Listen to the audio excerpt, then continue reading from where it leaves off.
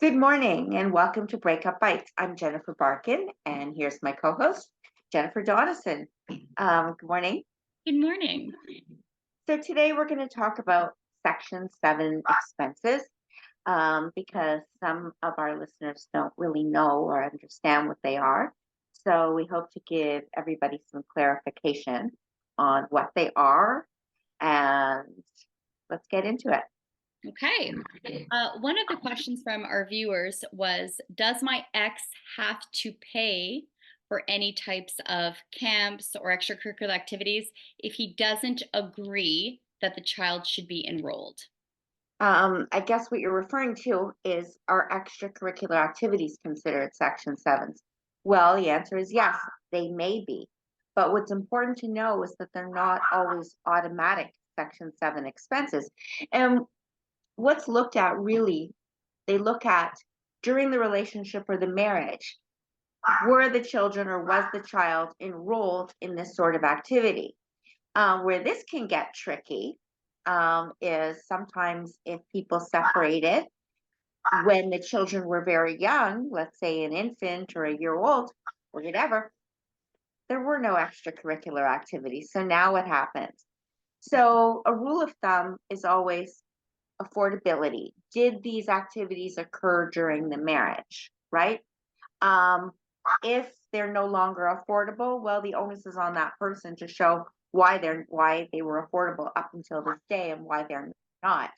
Um, in a parenting plan, when I mediate parenting plans, I'm always telling the client, maybe you want to think about what sort of Section 7 expenses you want to list in your parenting plan.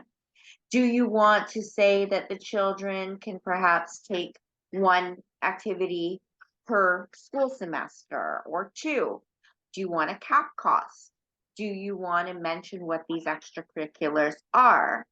And the reason that I believe that that's a good idea, and I'll share a little story. One of my parenting coordination trials, they had a couple of children, more than one. I don't want to give too much information for confidentiality purposes. Um, and one of the children really loved to ride horses, and it was a new activity for this child. Well, one parent found the riding school 3 times a week, and the cost of the extracurricular was $8,000, right? Um, for a lot of families, that might be unaffordable, especially if you have more than one child. And extracurricular costs can be all over the map, like even with something as simple as dance classes. A private dance school can be up to $2,000, and a community center program's $200. So if you don't want to argue or run into issues down the road, you may want to have some parameters in the parenting plan. Cost, what happens if it goes a dollar over the agreed cost, to avoid these sorts of issues. Right. Long story short, the parent wasn't very happy with me because I did say that the child could not take the $8,000 activity. I tried. I'm like, maybe instead of 3 times a week, we can go once a week. Maybe we can find a school 15 minutes further away. Let's see what we can do to reduce the cost to make it affordable. Because the other side's perspective was, if we do all this for this one child, the other children won't be able to have anything. Anyhow, one parent wasn't very happy with my decision. Right. And, there's always one person who's not very happy with the decision that we make. But, what you said is really important because I think that the more specific you could be in agreements, the better. I would even go as far in my parenting plans to include things like not only the dance classes, but the cost of the dance outfits. Because Exactly. don't realize that it's not just the actual program, it's everything that you have to buy for the program as well. And that could be a whole other conflict that stirs because that's not settled. So, as in depth as you can, you have to really stipulate everything that needs to be agreed to so that you're not going to run into this problem, especially if it's a high conflict dynamic between the two parties, because people will fight over anything if they can at times. And it's best to just make sure that all that's going to be settled so you can have less conflict about it. So Section 7 expenses, in a way, are a type of child support. We've spoken about child support. Child support, that monthly payment, was designed to cover just the three things, a little review for the listeners: food, shelter, and clothing. But as we know, children require more than just these things. And that's where the Section 7 expenses kick in.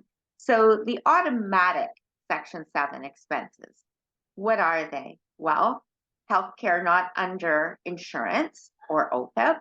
So that could be, let's say you take the child to the dentist, the child needs a root canal, and the insurance that you have doesn't cover the full fare. Then what's left over is a Section 7 expense shared between the parents, and I'll get into that. Um, Education and daycare. And when I say education, I'm referring to post secondary school, college, university, and daycare expenses.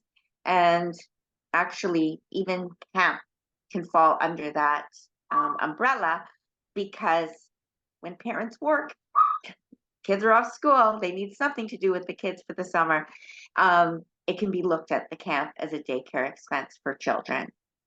So circling back to Section 7 expenses and parenting plans, it's a good idea, I feel, and I'm sure you do too, I'm going to speak for you, to list those things that you think could come up, right? And as children get older, they even get more expensive. So some of the things that I see that people will put in are driver's ed, car insurance, even the cost of going to prom, because certainly going to prom is very different now than when I went to my prom. I think we drove ourselves, had a basic little dress, did our own hair, and now it's about limos and hair and makeup and lashes, and it's just very different and a lot more expensive. Yeah. Yeah, yes. And I think that all of that is really important. And I want to just circle back to that question that we had. What happens if one parent says, I want my child or our children to be enrolled in X, Y, and Z, and the other parent says no? Okay.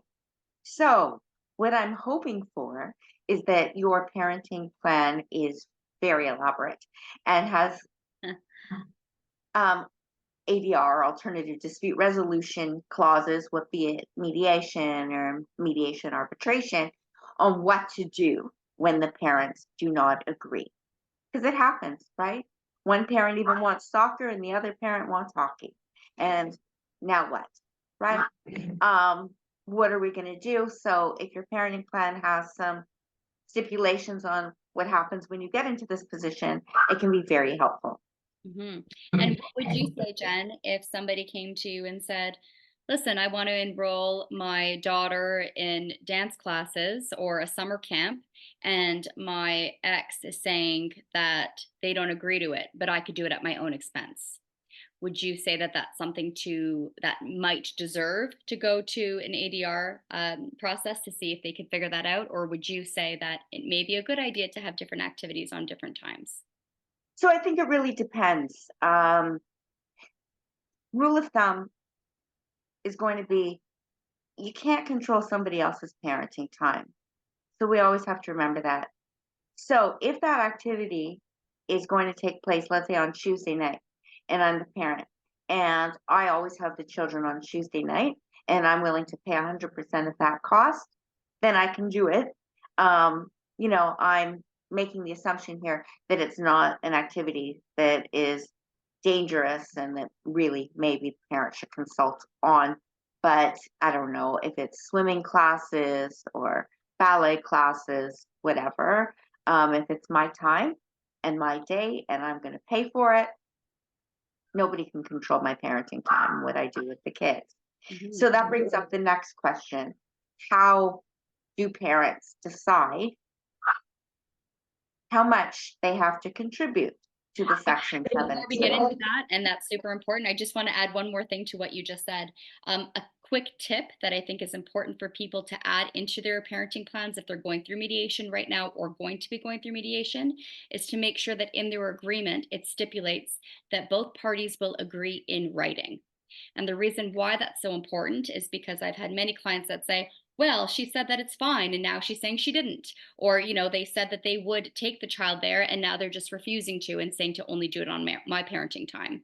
So, to Great make point. sure that you have everything either communicated through email of such, so that you are able to say, no, we did agree to this, is going to save a lot of issues, time, and money. A A lot of headaches.